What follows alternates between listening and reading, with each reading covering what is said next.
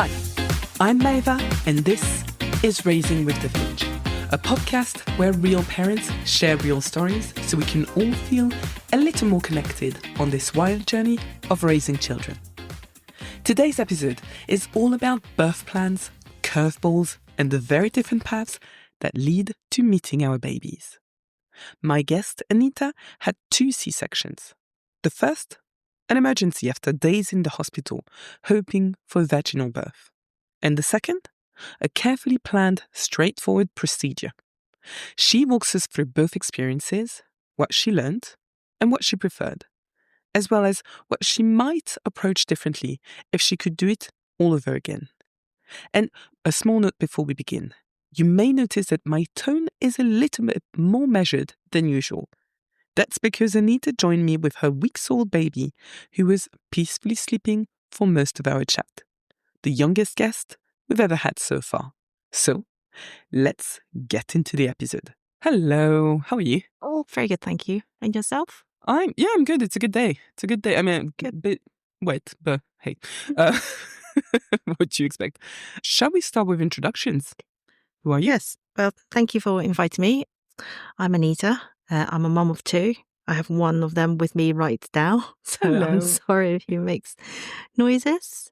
Both my babies were born by C-section, an emergency and a elective C-section. Right. Okay, let's get into it. You said you're a mum of 2, so we'll start with your first pregnancy. How many years ago was that roughly?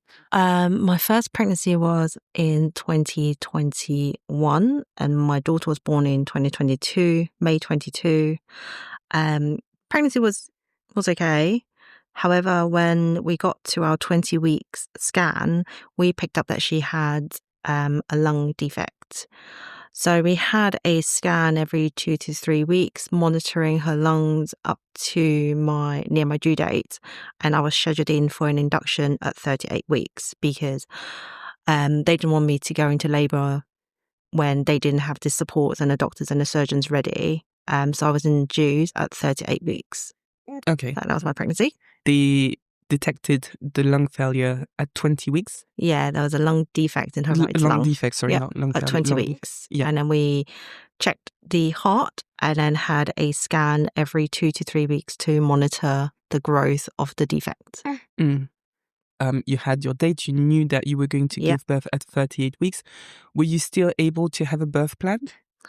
I did have a birth plan and I really wanted to have a natural birth because I did a lot of research on her lung defect and having a natural birth helps squeezes the fluids out of the lungs. Even though that wouldn't have made the defect go away, she would still have the defect. But I just thought it may help her take her first breath when she comes out, So I really wanted to have a natural birth. So I was induced at 38 weeks. However, 6 days later, I had an emergency C-section because she was not coming out. Okay, let's go back maybe to when you get your induction. So at the beginning of that very long week, or very, very long 6 days. So you get to 38 weeks. The doctors are happy with the situation. Yep.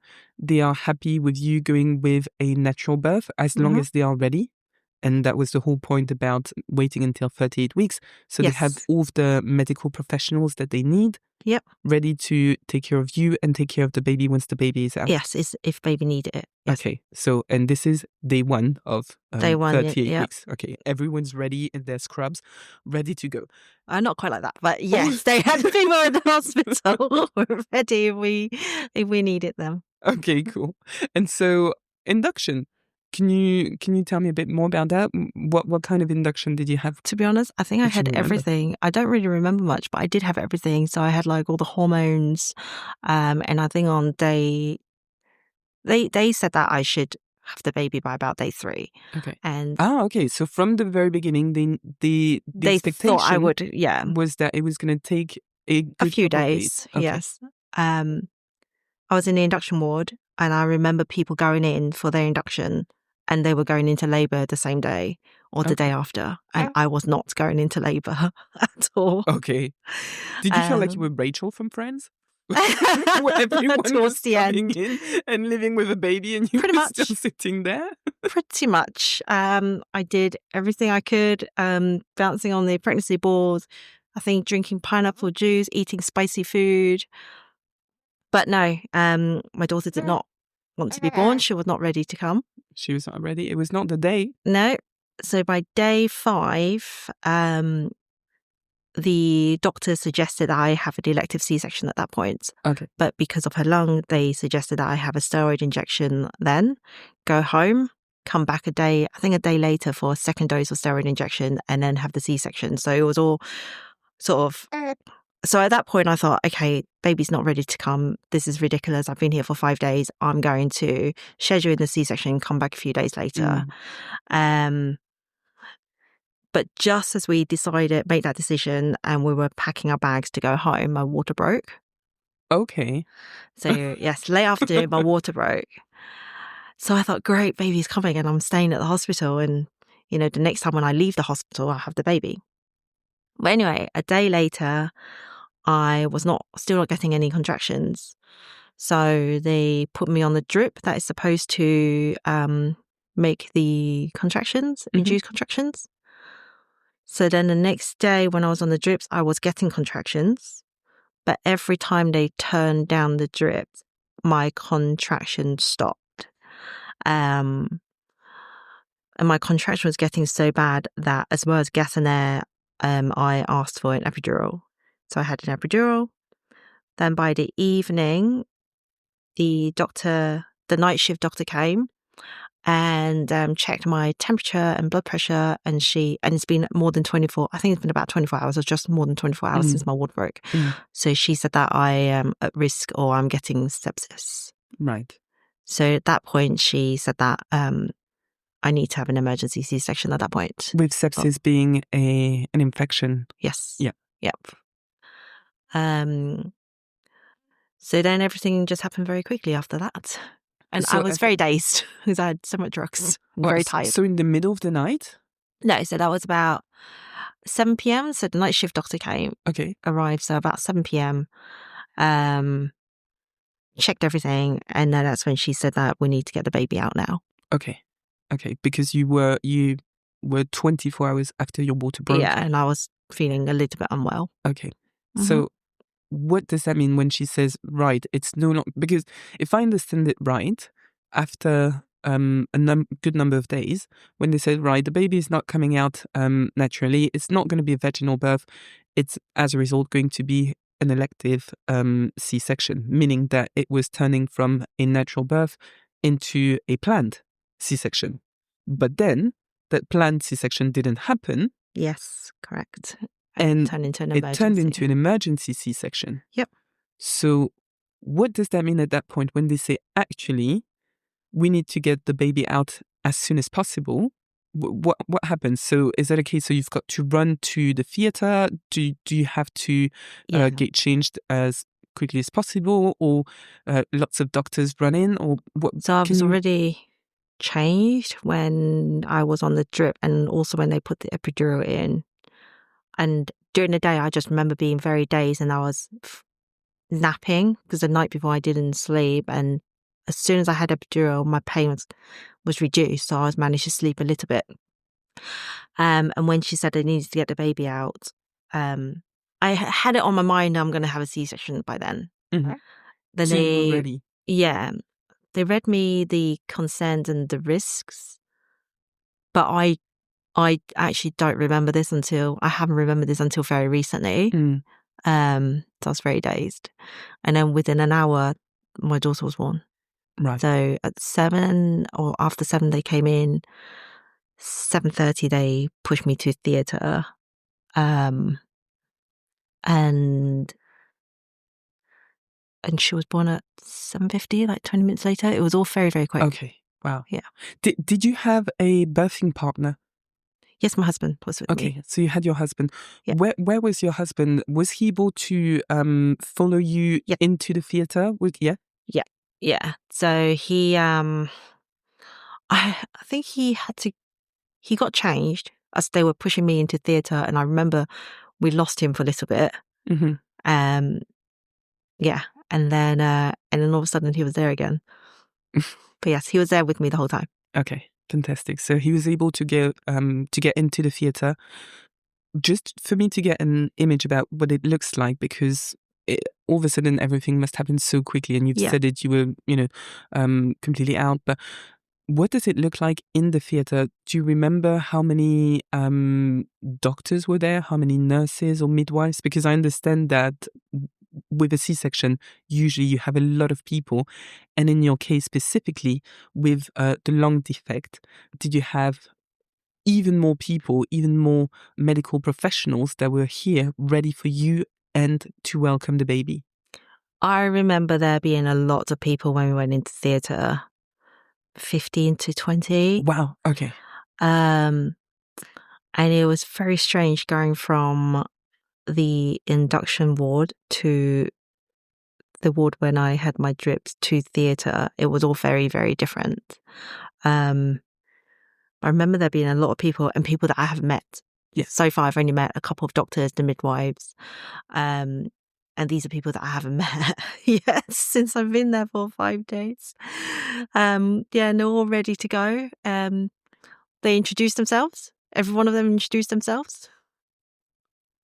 Okay, at that point, it was like a memory game. Like, let's remember, what's my No, name? I didn't bother. What's my profession? We'll mix the tags. Can you tell us apart? Yes, I did not bother with that. I was like, oh, okay, nice to meet you all. And yeah, so they had the curtain in front of me. Yeah. My husband was next to my head, and very quickly the baby was born, and that was it, really. Okay. And then once the baby is out, is that a case of everything goes quiet and people slowly walk out, or No, on the so contrary, do they sort of rush to the baby, rush to you to check that everything is fine, that you don't have the infection, or they run to give you antibiotics? Or I've got no idea what happens at this point. they took the baby away to clean her up and weigh her and things like that. So there was a small team of people. That we had a team of people to do the stitches and cleaned me up and then put me onto another bed to then take me to the maternity ward. Recovery ward first. And at the recovery ward, I had this thing on my legs that stopped blood clot, which vibrates every now and again. Anyway, but at that point I couldn't feel most of my body anyway. So I was at the recovery ward, and my husband went with the baby to get everything that she needs checking. And actually, I managed to have a bit of skin to skin with her as well when they were doing the stitches. So once she was cleaned up and weighed, they then put her on me while they were doing the stitches and clean me up and things like that when I was still in the in theatre. So that was lovely. And then So that was your first time really meeting with your baby. yes, yeah, and she was very quiet.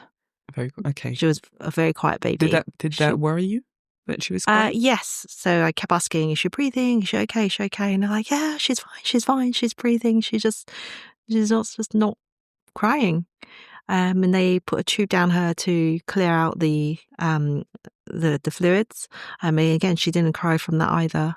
Okay. Then after skin to skin, they took her away to do some other checks, and I went to recovery ward, and my husband went with her.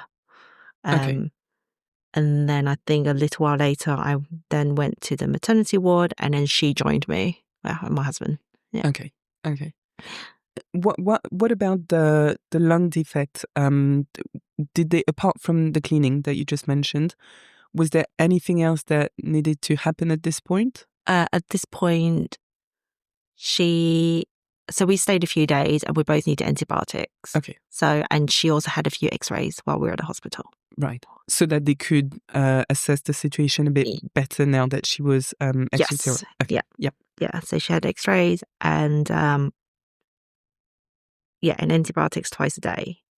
But because I couldn't go with her the first day, my husband went with her to the special care units the special NICU? baby care unit. Yeah, special baby care unit. Yes. Okay. For her antibiotics. And then I think on the second day when I could walk, I started going with them as well. Okay. It's just I can see it. So you were able to walk from day 2? Day 2. Yes. So my C-section was in the evening. So I was walking the next day in the evening. Okay. Yeah, mid-afternoon, evening time. Yes. I wouldn't say walking very well, but yes, but you were mobile. Yes. Mobile. Okay. What do you remember what you were getting in terms of pain management at this point? Paracetamol and ibuprofen. Okay. All right. Yeah. And that's strong enough? Yeah, it was okay. Yeah. It was okay. Just if I don't miss a dose, so I just have to keep taking them. Okay. Yeah. And also we were given lactolose, I think that's what it's called. Oh, what is that? To get our bowels moving. Oh, or to help actually, because we had to take that home as well. Okay. To continue taking them. And also the daily blood thinning injections. So the hospital, the midwife did those when we were at the hospital, and then my husband did those when we got home for 10 days. Oh, did you get like kind of speedy training when he was at the hospital? They just showed him how to do it in the morning, and then that was it. Oh, okay, right. He was ready to go. Good on him. So it was a very speedy training. Yes. Good on him. And so, hang on, I lost track. How long did you stay at hospital for? 2 extra nights. 2 extra nights, okay. Yeah. And baby came home with you? Yes. Okay, yeah. Great. We all went home together. And so once you're home, what does it mean after a C-section? Are there any things that you can't do? Let's start, very simply. Are there things that you can't do? For example, can you go upstairs, downstairs? I was able to, yes, to go up and down the stairs very slowly. I think they advised no lifting anything apart from your baby, so that's what I did. I didn't lift anything. Couldn't drive. Yep.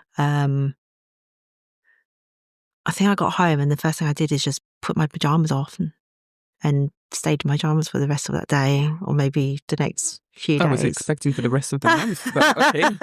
I mean, good on you.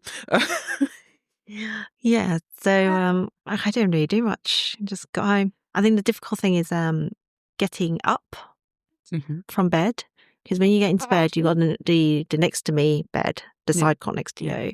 So getting up doesn't mean just rolling off. You kind of have to shuffle down the bed and then get off the bed. Rolling off the bed would have been easier, I think. Yes, getting up and lying down, they were difficult. That was difficult. We can hear baby in the background. I think he's having a good lunch, or I don't know. Good brunch. Brunch, yeah.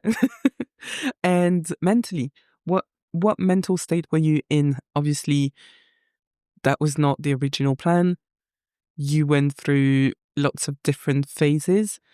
How did you feel once you went back home? My main concern was my daughter's health. So with my birth, it really didn't matter how she came out, I guess. So not following the birth plan, not having a natural birth. The only reason I wanted a natural birth was because of her anyway. Yeah, exactly. So yeah, the main concern was her health and that she's okay. And when she arrived, nothing else really mattered. So mentally, I would say I was fine. It was only recently when I started processing that I realized I was fine, I am fine, but I don't want to do that again. Yeah. Yeah, mentally I was okay. I was ready to sort of start going out a week and a half later, just for some short walks in the woods and taking her to the children's centre and just to do some stuff together. So yeah, I felt like mentally I was okay, as long as she was fine. And from a physical point of view, physical recovery, what happens once you're so I was going to say discharged, but actually no, at this point you're not discharged from the hospital. You've left the hospital, but you've not got your full discharge. So what happens from a physical point of view? Do you have any home visits additional to the ones that you may have with a vaginal birth? Or how does that work? No, I think it's all the same. Oh, okay. Yeah, Okay. so we had the health visitor, is it like one day after you get home and then 5 days? And then to the hospital for the midwife to check the baby and my scar, but I think that would be the same for anybody. Okay. So physically, like I said, it was just difficult getting up from the bed and even off the sofa and sitting down again. Mm. It was difficult to laugh, to sneeze, to cough, to move too much. Even though I was walking up and down the stairs, it was not easy to go up and down the stairs. I think I had a shower as well as soon as I got home, but they did suggest I could have had a shower. I can't remember if I had a shower at the hospital. And they said I could have a shower at the hospital like a day later just to keep it all clean. Yeah. But you had the dressing on there anyway, but it's just nice to, have some warm water over you after all that. Yeah, and it was definitely, I could definitely like feel all the pain or tenderness, I would say, if I kept up with my pain medications. But if I missed a dose, that's when you do feel the pain a little bit more. So my husband did at that point, did like a little chart for me so I can tick off the different medications just so I remember it every day. Yeah. And during the night as well. Okay, so during the night it's feeding baby and taking my paracetamol, feeding baby and taking my ibuprofen. Yes. Okay. Feeding a baby and doing that, that's the priority. Is there anything else you want to add about this first experience before we jump onto your second pregnancy? I can't think of anything, but if I do remember... We can always go back to it. So that was your first pregnancy. After that, a couple of years later, you got pregnant again? Yep. How was that second pregnancy? So the second pregnancy, I would say went quite smoothly. There was no concern with most of it. I was a bit worried at my 20-week scan, obviously. And I remember getting to the hospital and paid for 3 hours parking just in case something came up. Because last time we lasted about 3 hours, but we're out of the hospital after 40 minutes. Was it because of the lung defect? Yeah, so I was worried that there was something... Maybe... Or anything. Or anything, It could be anything. Yeah. So when I was doing my birth plan, actually before I was doing the birth plan, I was debating whether to have a VBAC. And VBAC is vaginal birth after C-section. Yeah. Right, yeah. Or an elective C-section. And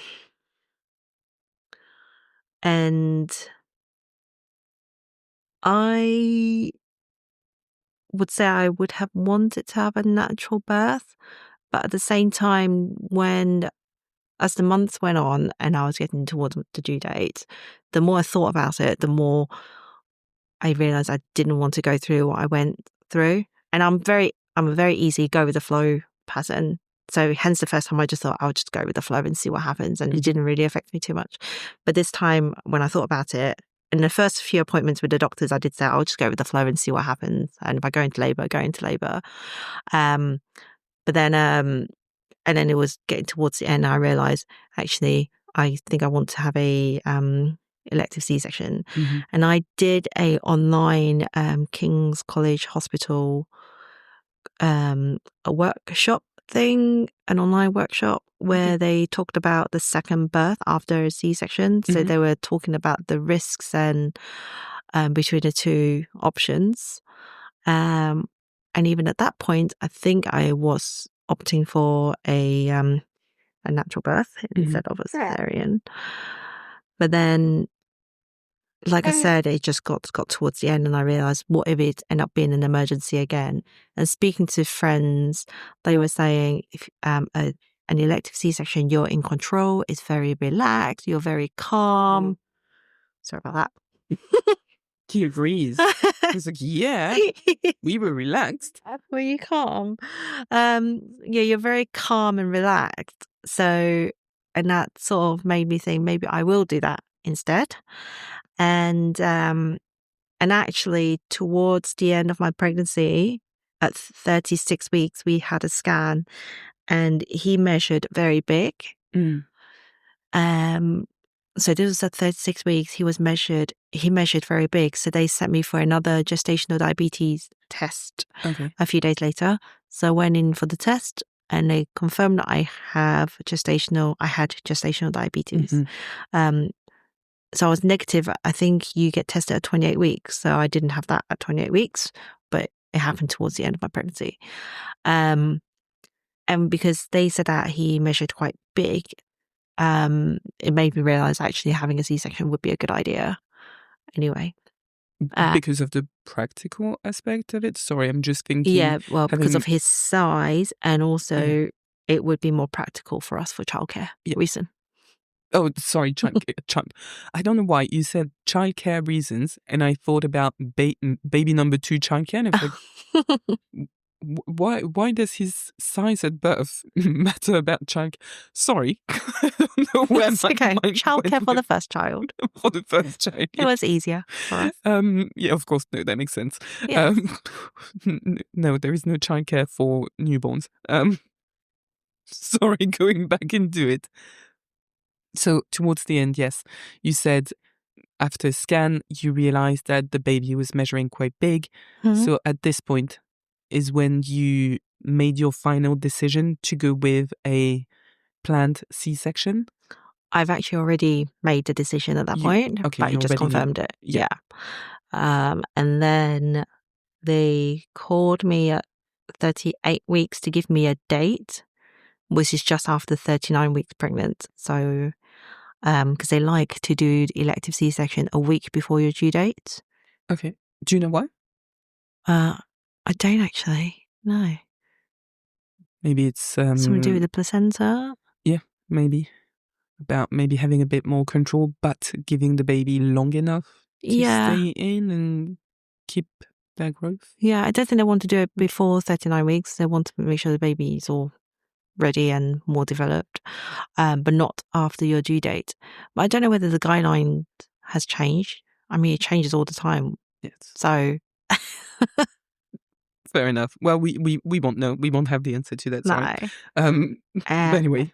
And when I spoke to the doctors, we did decide that if I do end up going into labour before the elective C-section date, then depending on how far along I am, I will try to go for a natural birth. If I go into labour before. Okay. Yep. Sorry. Thank you. Yep. Yes. But I didn't, even though I felt like I was going into labour any minutes because he just felt very big and very heavy. Then on the day, so I was 39 weeks on the Saturday, so they booked me on the Monday, so I was 39 plus 2. I went to the hospital at 7:30 in the morning. I think they had 4 planned C-sections on the day. Right. And they just prioritize you. So I think I was the second person. Okay. And do you know what criteria they use at this point? At that point, it was because of my gestational diabetes and my age. Okay. I think. How old were you? I'm slightly older. I'm 41. 41. Okay. So 41 plus the diabetes put you second on the list for the day. Yes. Okay. Yeah. Fair. I think they had 4 booked on the day. And just before me, I think they had an emergency as well. Yes. Yes. Because of course you're planned in the day, but they stay open. It's the same team, the same theatre, I'm assuming, where they will also take the emergency C-sections that could happen throughout the day. Okay. Yep. So I think it was 7:30 we went in, and at 10 o'clock they said to me, "You're next. Just getting everything prepped." And not long after 10 was when we went into a theatre, And they did the spinal block for the C-section. So the first time I had an epidural, and the second time was spinal block. What is spinal block? What's the I difference think they put with the thing in your spine to block out all the sensation for your body. Oh, okay. So I thought from that's my what armpit an epidural downward. was. What's the difference? Well, that's fine. We'll look into it. Yes. Yeah. But it was a different approach. Is the It point? was slightly different. I think the needles is smaller. Okay.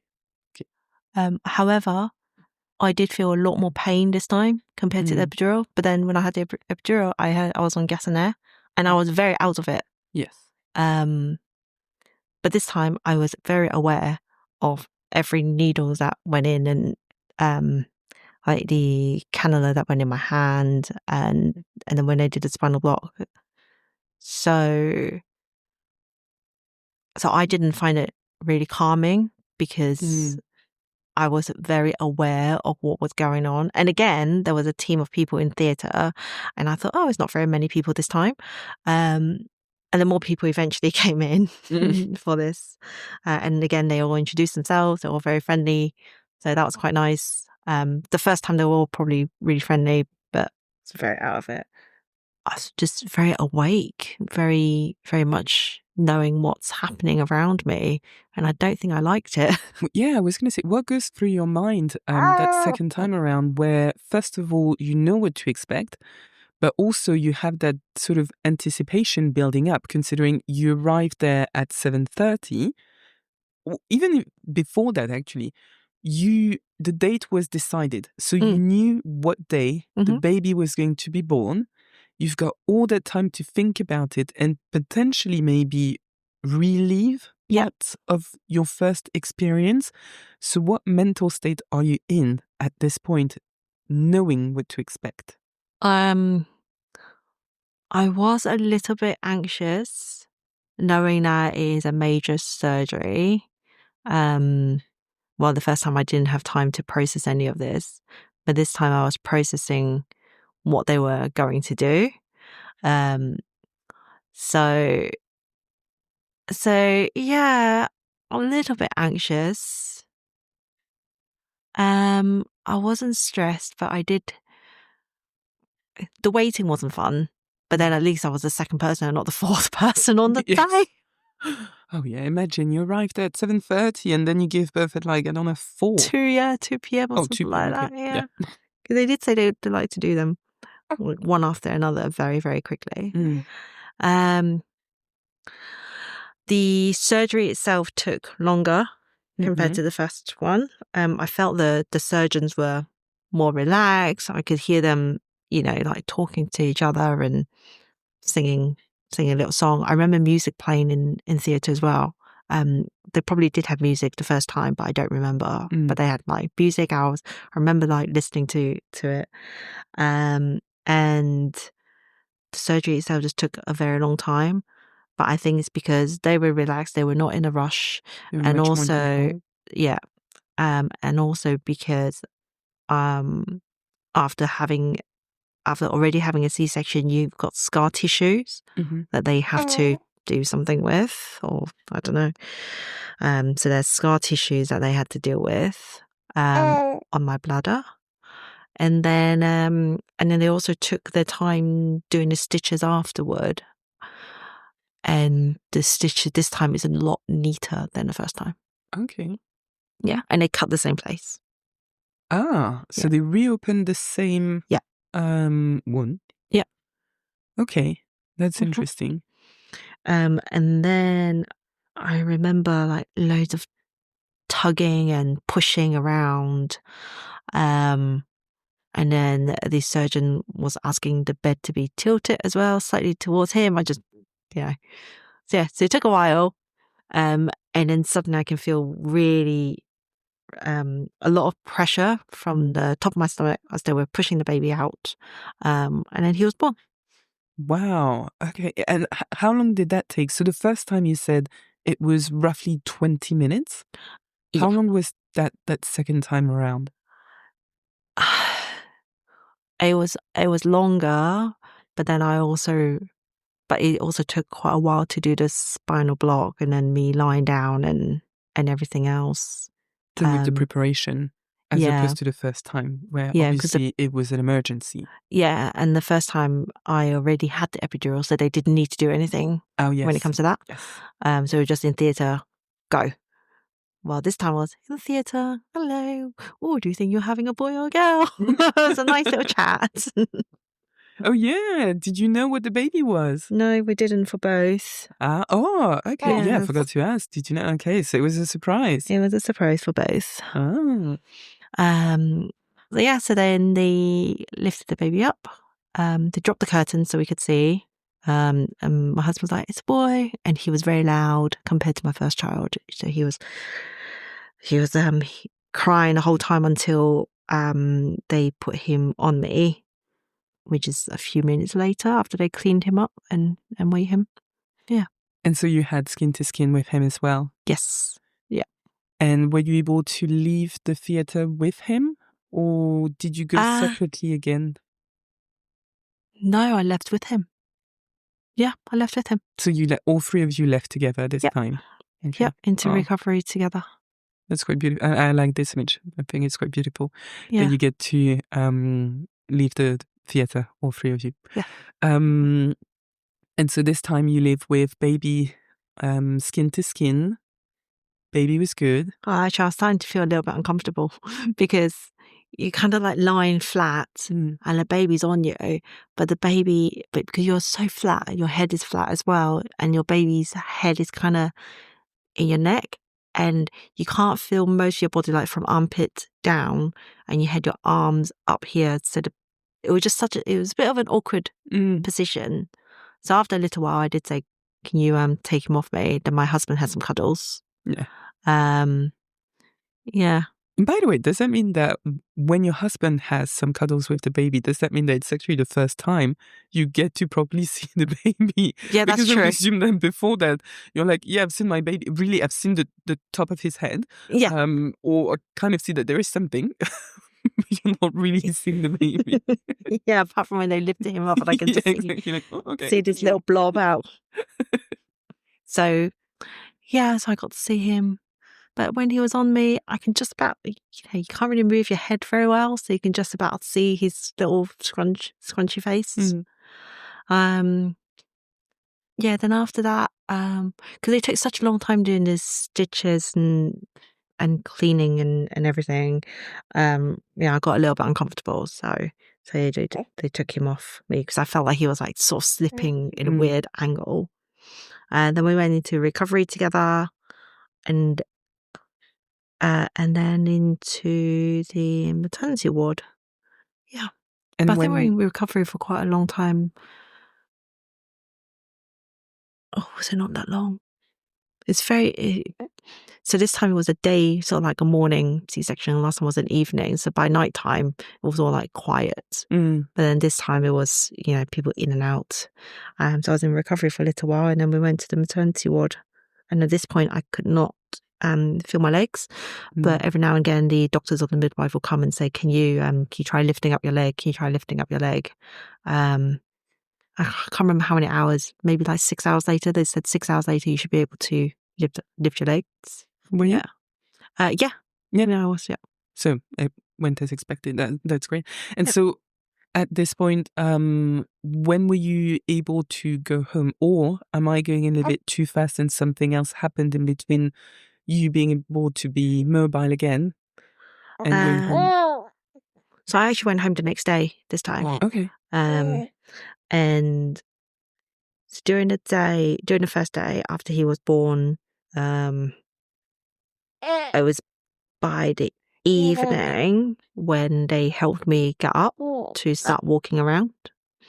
And my husband's left by then to pick up our daughter from a friend's house. So that's what I mean by it's quite good to have a elective C-section, because in the morning she went to preschool and then our friend picked her up. So then my husband went home, and I did spend the night on my own at the hospital. So I managed to go home the next day.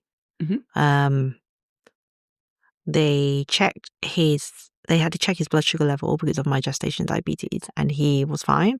They continued checking like our temperatures and my blood pressure, etc. Then the next day, my blood pressure was quite low, but every time I had a cold glass of water, it went up to being normal. Okay. So so I kept doing that, and then the next day, I asked a few times whether we could go home soon, and we were discharged in the afternoon. Yeah. Okay, so you arrived Monday 7:30 a.m. and you left mid-afternoon, late About afternoon, 2. Tuesday. Yeah. Sort of. Yeah, Okay. Tuesday around 2 p.m. Something like that. Okay. They And just so, gave us all the medications that I needed,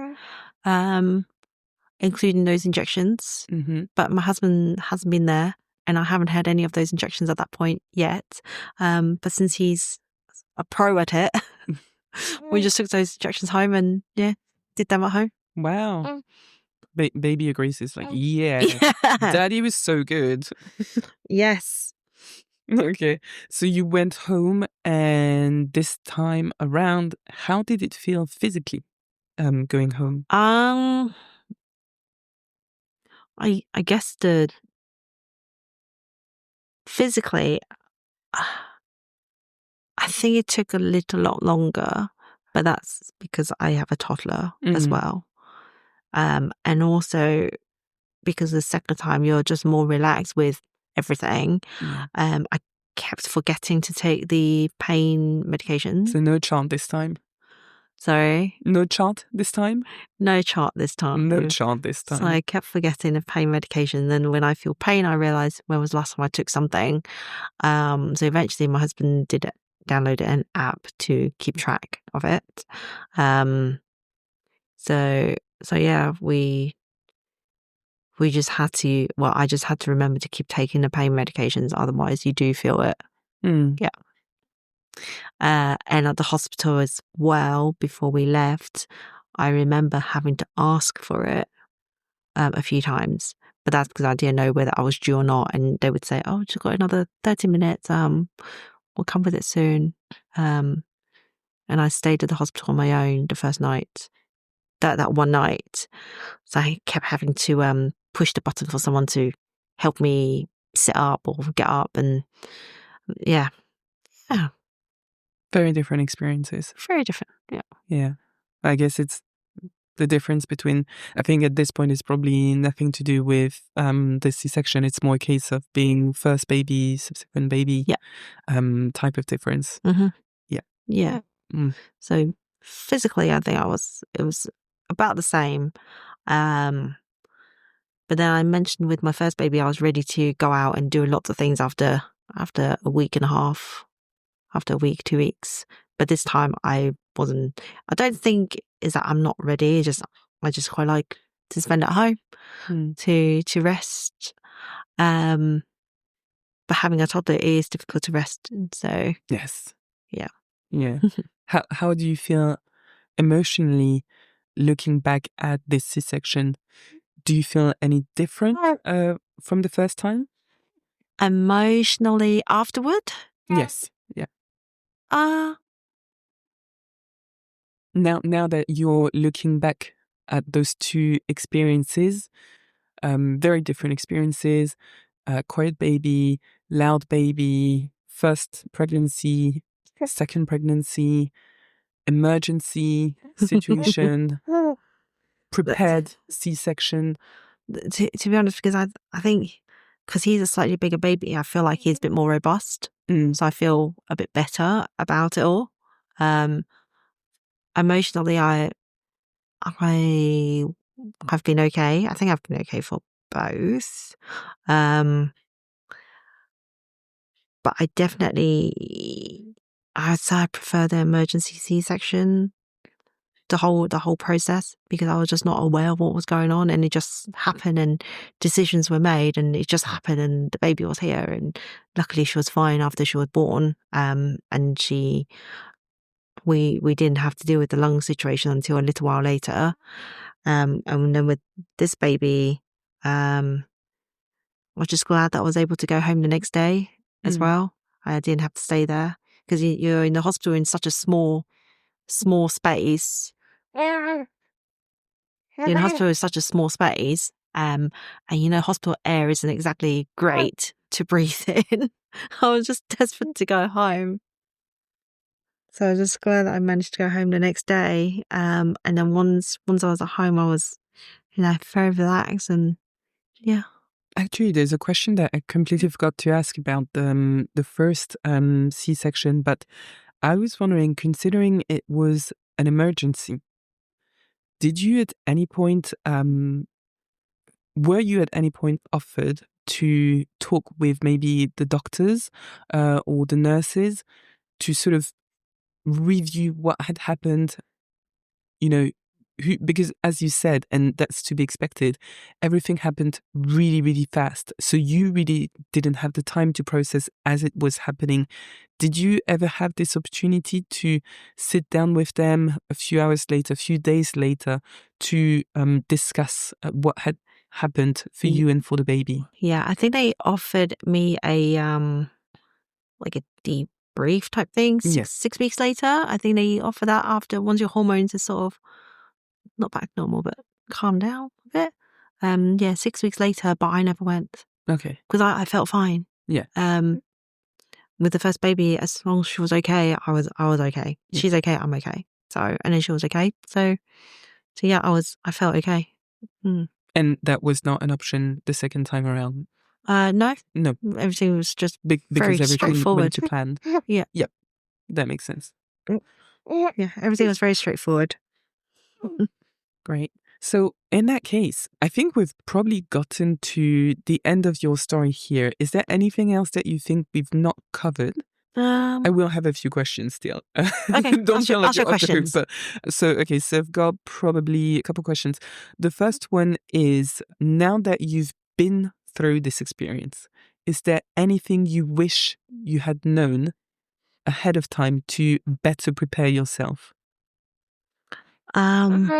Stock up on pain reliefs, because you don't. So at the hospital, we were given the ibuprofen and the paracetamol, but they don't give you those to go home with.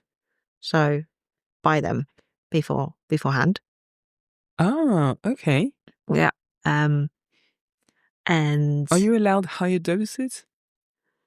No, they're just normal ones from the shop that we've got.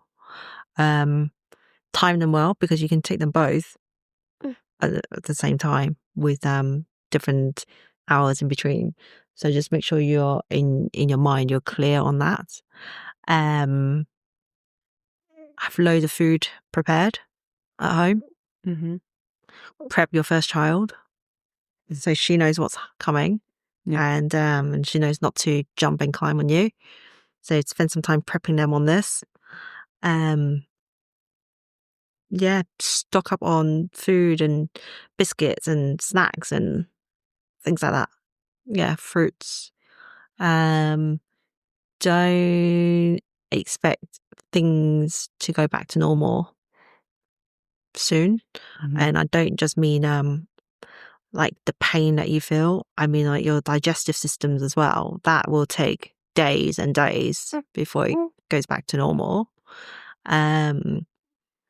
And if your partner can't do the injections, then you will have to do the injections yourself. Luckily, my husband did mine for me, but I do know of people who did those injections themselves. Yeah.